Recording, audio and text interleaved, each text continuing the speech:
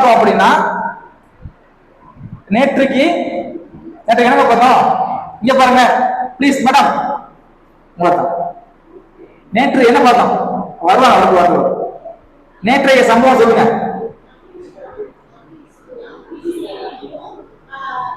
அபிஷினியாவா? சரி சரி. இல்ல அந்த தலைப்பு இல்ல தலைப்பு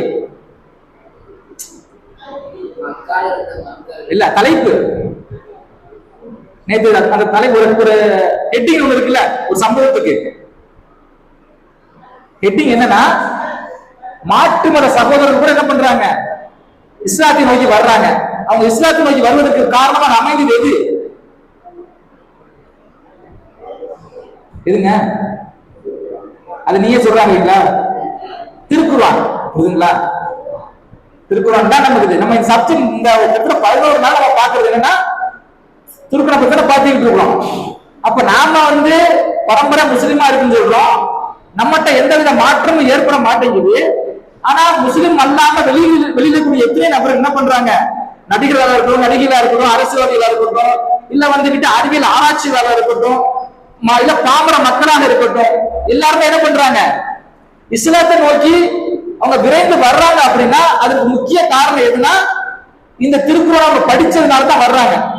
ஆனா நாம பரம்பரை முஸ்லிமா இருக்குன்னு சொல்லக்கூடிய நாம இந்த திருக்குறள் படிக்காம, விளங்காம, புரியாம நாம என்ன பண்றோம், எனக்கு புரியாது, எனக்கு தெரியாது அப்படின்னு நம்ம என்ன பண்றோம், அத ஓரமாக ஒரு பனையில வச்சுக்கிட்டு மூலையில வச்சுக்கிட்டு நம்ம என்ன பண்றோம், இருந்து கொண்டிருக்கோம். அல்லாஹ் என்ன சொல்றான், இந்த திருக்குர்ஆனை படிக்கக்கூடிய ஒவ்வொரு முஸ்லிம்களுக்கும் அவன் இறையச்சம் வேணும் அப்படிங்கிறான். நாம ஒரு முஸ்லிமாக தான் இருக்கிறோம். நம்ம இறையச்சம் வேணும்தான். இந்த திருக்குர்ஆன் படிச்சா முஸ்லிம்களுடைய அந்த மேலைகள் சிரித்துன்னு அல்லாஹ் சொல்றான். நாம திருக்குறளை ஓதுறோம், மேலைகள் சிரிக்குதா? திருக்குறளை படிச்சா அப்படின்னா உள்ளங்கள் இலகு, உள்ளங்கள் இலகு, பாவங்களின் பக்கம் உள்ளங்கள் போகாதான். தீமையான காரியத்தை செய்தத்தின் காரணமாக என்ன ஆகுமா, பாவ மன்னிப்பு தேடுமா. இப்படிதான் அல்ல வர்ணிக்கிறான். இப்படி வர்ணிக்கக்கூடிய இந்த திருக்குர்ஆனை நாம என்ன பண்றோம், அதை எடுத்து படிக்காம அதை பத்தி ஆராயம் இருக்கிறோம். ஆனா கனடாவை சேர்ந்த கேரி மில்லர் என்ற ஒரு கிறிஸ்தவர் என்ன பண்றாரு அப்படின்னா, நம்ம திருக்குர்ஆனை ஏதாவது ஒரு குறை கண்டுபிடிக்கணும். அதுக்கு முன்னாடி இவரை பத்தி சொல்லிக்கிறேன். இந்த கேரி மில்லர் கனடாவுல டொரண்டோ என்கின்ற ஒரு பல்கலைக்கழகத்துல அது ஒரு ஆராய்ச்சி பல்கலைக்கழகம். அது ஒரு ஆராய்ச்சி பல்கலைக்கழகம். அந்த ஆராய்ச்சி பல்கலைக்கழகத்துல அவர் ஒரு கணித பேராசிரியர் இருக்காரு. அது மட்டுமல்ல, கிறிஸ்தவ போதகரும் கூட. பிளஸ் கணித பேராசிரியர், இன்னொரு கூடுதல் கிறிஸ்தவ பேராசிரியர் தன்னுடைய மதத்த மக்களுக்கு எடுத்து சொல்லுவார். இவருக்கு என்ன அப்படின்னா, நாம எப்படியாவது திருக்குர்ஆனை படிச்சு அதை சில தவறுகளை கண்டுபிடிச்சு நாம என்ன பண்ணணும், முஸ்லிம்களை கிறிஸ்தவ மதத்துக்கு அழைக்கணும் அப்படின்ற ஒரு எண்ணத்துலதான் என்ன பண்றாரு, இவரு முடிவு இருக்கிறார். அடுத்து இவர் என்ன நினைக்கிறார் அப்படின்னா, இந்த திருக்குர்ஆனை பொதுவாக அரபிய தேசத்துலதான் வந்திருக்கும். அரபிய தேசம் ஒரு வறண்ட ஒரு பாலைவனம். கிட்டத்தட்ட 1400 வருடங்களுக்கு முன்பாக இந்த திருக்குர்ஆனை எல்லா மக்களும் ஓதிக்கிட்டு இருக்கிறாங்க.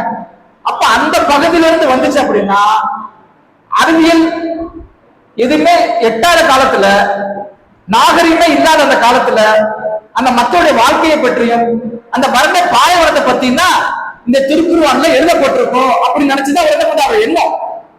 அது மட்டும் கிடையாது, இந்த திருக்குர்ஆன்ல பாத்தீங்கன்னா பெருசா எதுவுமே இருக்காது, ஒரு சாதாரண ஒரு விஷயமா தான் இருக்கும் அப்படின்ற நினைச்சு அவர் போறார், உள்ள போறார், எடுத்து படிக்கிறார். எடுத்து படிக்கும் பொழுது என்ன ஆகும் அப்படின்னா, அவருக்கு மிகப்பெரிய ஒரு ஆச்சரியம் அதை காத்துக்கிட்டு இருக்கு. என்ன ஆச்சரியம் அப்படின்னா, மற்ற நூல்கள் இல்லாத ஒரு அற்புதம். அவர் ஒரு ஆராய்ச்சியாளர் இருந்தாங்க, பல நூல்களை படிச்சிருப்பார்ல, அந்த நூல்கள்ல இல்லாத ஒரு அற்புதம் எதுல இருக்குது, திருக்குறள் இருந்திருக்குது. அவர் நினைச்சிருந்தாரு, நபிகள் நாயகருடைய துணைவியார் கதீஜா நாயகர் இருக்காங்களா இல்ல, அவங்களுடைய இறப்பு செய்தி இந்த திருக்குறள் இருக்கும். ரசூலுல்லாஹ்வுடைய மகள்கள் அவங்க இறப்பு செய்தி இதுல இருக்கும். ரசூலுல்லாஹ்வுடைய மகன் இறப்பு செய்தி இந்த திருக்குறள் இருக்கும் அப்படின்னு நினைச்சு பார்த்தவருக்கு ஆச்சரியம். அது இல்லவே இல்லை. அது மட்டும் கிடையாது, அந்த திருக்குறள்ல பாத்தீங்கன்னா கிறிஸ்தவர்கள் கடவுளாக அறியக்கூடிய மேரி கன்னிமாதான் சொல்லுவாங்கல்ல, மேரி மாதா, அவங்களை பற்றி திருக்குர்ஆன்ல ஒரு அத்தியாயத்தையே அவர் பார்க்கிறார். யோசிச்சு பாருங்க, எவ்வளவு ஆச்சரியப்படுறாரு. மேரி மாதா பற்றி, மரியம் அலைஹிஸ்ஸலாம் பற்றி கிறிஸ்தவ உலகத்தின் மத நூல்கள்ல அப்படி கிடையாது, பைபிள் அப்படி கிடையாது. திருக்குர்ஆன்ல அப்படி ஒரு அருமை பெருமை அல்லாஹ் என்ன பண்றான், மரியம் அலைஹிஸ்ஸலாம் அவர்களுக்கு சூட்டான். அப்பதான் அருமை பெருமைகளை அந்த அத்தியாயத்தில் இருக்குது. அதெல்லாம் பார்த்து ரொம்ப ஆச்சரியப்பட்டு வியந்து போறாரு. இதெல்லாம் நம்ம நூல்கள்ல ஒண்ணுமே கிடையாது, கிறிஸ்தவ நூல்கள்ல பைபிள் கிடையாது.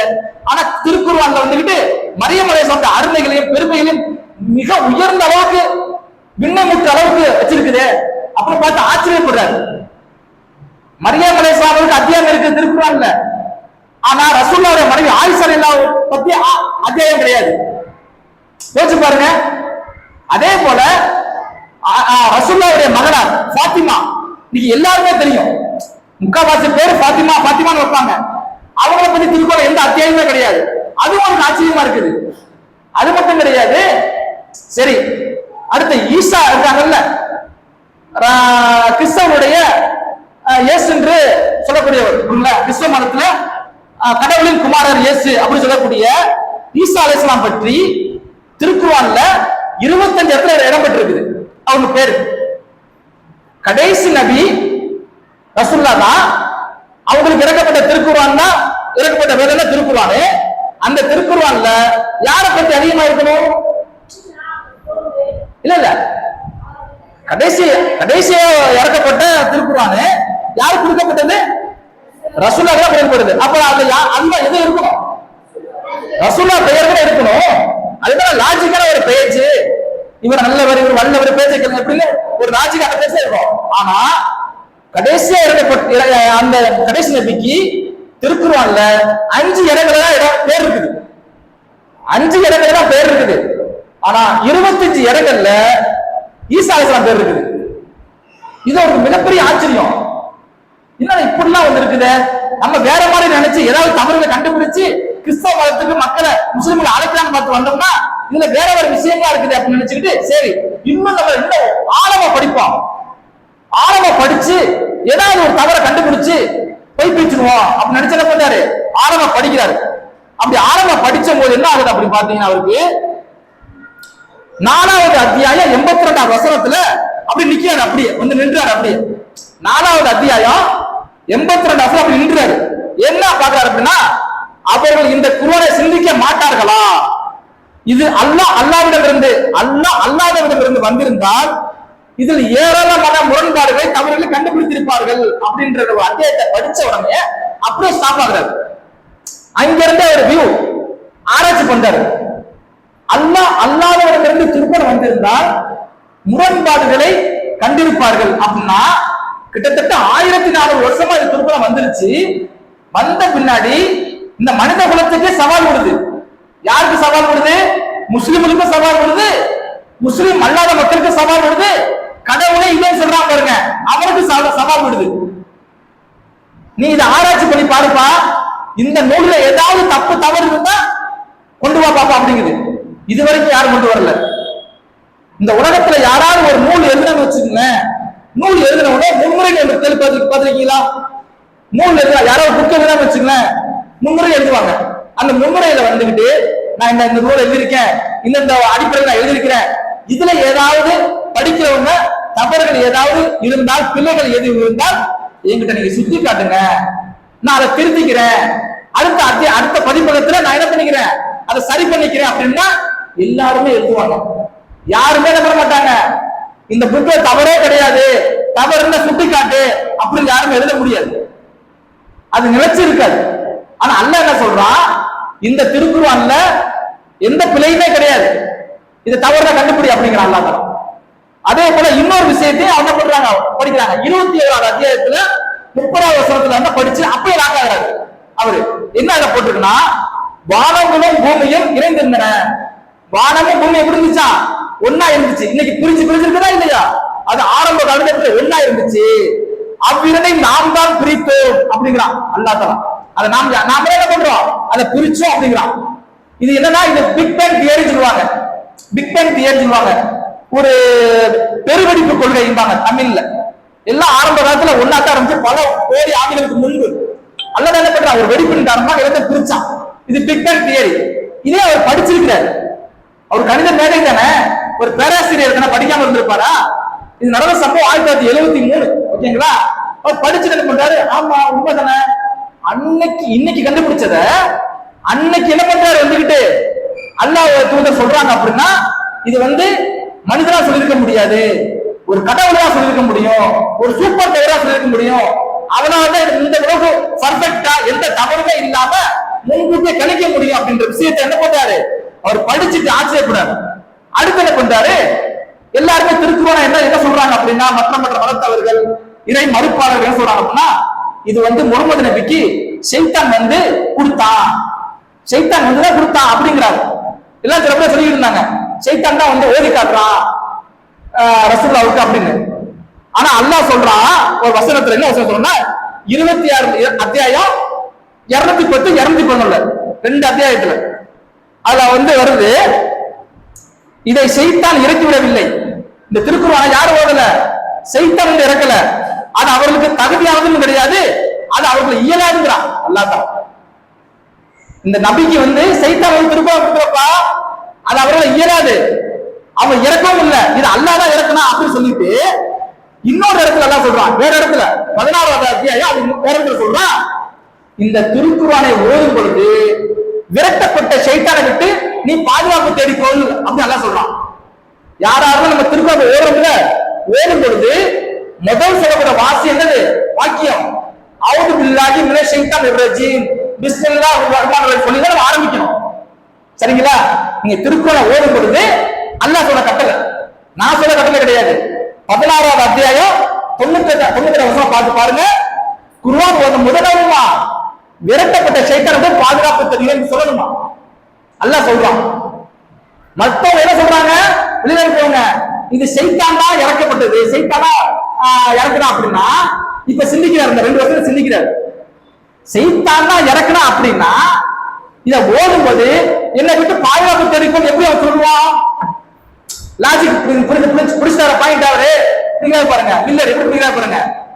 ஷைத்தான் தான் இறக்குறான் அப்படின்னா என்ன விட்டு பாதுகாப்பு தெரிவிக்கும் எப்படி அவன் சொல்லுவான் அப்படின்னு ஒரு பாயிண்ட் பிடிக்கிறாரு. பாயிண்ட் பிடிச்சு என்ன பண்றாரு, அடுத்து பாக்குறாரு. என்ன பாக்குறாருன்னா எல்லாத்துக்குமே தெரிந்த அத்தியாயம் தான் தப்பத்தி யதா, தெரியுமா உங்களுக்கு? 116வது அத்தியாயம். சரிங்களா? தப்பத்தி யதா அபில் லஹப்ன்ற அத்தியாயம். இந்த அத்தியாயம் இறங்குச்சு அப்படின்னா இதை கொஞ்சம் தெளிவுபடுத்திக்கங்க. ரசூலுல்லாஹ்வுக்கு அல்லாஹ் என்ன பண்றான், வேதத்தை கொடுத்துடுறான், நீ தூதரா அல்லாஹ் ஆக்கிட்டான், இவங்க மக்கள்கிட்ட போய் சொல்லுறாங்க. மக்கள்கிட்ட போய் சொல்லும்போது மலை கொண்டு போய் சொல்றாங்க, இந்த மலைக்கு பின்னாடி இருந்து ஒரு பெரிய கூட்டம் உங்களை தாக்கம் வருது அப்படின்னு சொன்னா நீங்க நம்புவீங்களா நம்ப மாட்டேன்னு கேட்கறாங்க. ரசூலுல்லாஹ் தன்னை ஃபர்ஸ்ட் முன்னிலைப்படுத்துறாங்க. ஃபர்ஸ்ட் என்ன பண்ணல, எனக்கு நான் அல்லாஹ் எனக்கு தேர்ந்தெடுத்து நான் தூதரா, இனிமே நீங்க இந்த மதத்தை விட்டுன்னு அப்படி சொல்லல. சொல்லும்போது என்ன பண்றாங்க, மலையில ஏறிக்கிட்டு இந்த மலைக்கு பின்னாடி ஒரு பெரிய கூட்டம் உங்களை தாக்குவதற்காக வருதுன்னு சொன்னா நீங்க நம்புவீங்க நம்ப மாட்டேங்கிறவங்க. ஒட்டுமொத்த கூட்டம் என்ன சொல்லுது, கண்டிப்பா உங்களை நம்புவோம். ஏன் நம்புவோம் அப்படின்னா நீங்க ஆரம்ப காலத்துல இருந்து இது வரைக்கும் ஒத்த பொய் சொன்னதே கிடையாது, இனிமே இப்ப நீங்க பொய் சொல்ல போறீங்க, நீ பொய் சொல்லவே மாட்டீங்க, நீங்க சித்திக்கு உண்மையாளரு அப்படின்ற மாதிரி என்ன பண்றாங்க, அவங்க வட்டம் சுட்டுறாங்க, சொல்லி புகழ்றாங்க வந்துட்டு. சரி சொல்லிட்டு அப்புறமே என்ன பண்றாங்க, ரசூலுல்லாஹ் அல்லாஹ் என்னை தூதரா தேர்ந்தெடுத்தா, இனிமே என்ன பண்ணுங்க, அல்லாஹ் மட்டும் தான் வணங்கணும், இந்த தெய்வம் தான் வணங்காங்க அப்படின்னு சொன்னோம்னா ரசூலுல்லாஹ்வுடைய மூத்த தந்தை, தன் தந்தையுடைய சகோதரர் இருக்காங்களா இல்லையா, மூத்த தந்தை இருக்காருல்ல, அபுல் லஹப் அவன பண்றாரு, மன்னலி வீச நீ நாசமா போ அப்படிங்கிற, நீ நாசமா போங்கிறார். அப்பதான் அல்லாஹ் என்ன பண்றான், இந்த தப்பத்தி ஏதான்ற வசனத்தை இறக்குறான். எப்படி இறக்குறான், அபூலகபுடைய 2 கைகளும் அழிந்தன, அபூலகபுடைய 2 கைகளும் அழிந்தன, அவனும் அழிந்தான். ஒரு பாயிண்ட், அவனுடைய செல்வமும் அவன் செய்தவையும் அவனை காக்கவில்லை, அவனுடைய செல்வமும் அவன் செய்தவே அவனை காக்கவே இல்லை. இது 2வது பாயிண்ட். கொழுந்து விட்டிரு வெறிப்பில் அவனும் விறகு சுமக்கும் அவன் மனைவியும் கருதுவார்கள் அப்படின்னு போறதா.